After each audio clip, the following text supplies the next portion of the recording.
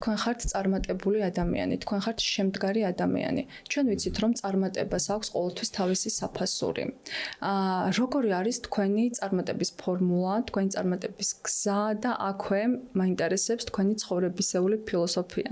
ბევრი კითხვა დაგისვით ერთდროულად, მაგრამ თუ რამე გაგახსენებთ.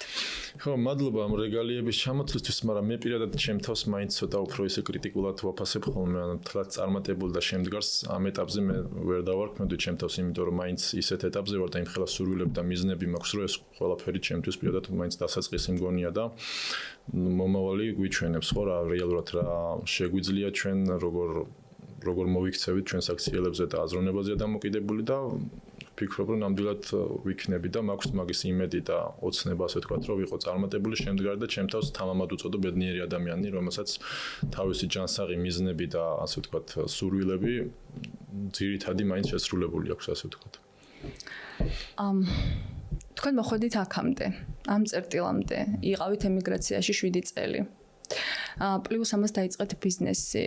თავმდაბლობა ძალიან კარგი თვისებაა, თუმცა წარმატებული ადამიანი ნამდვილად ხართ. მოკლედ რო გითხრათ, თქვენი წარმატების ფორმულა, თქვენი დღის წესრიგი როგორია და კონკრეტულად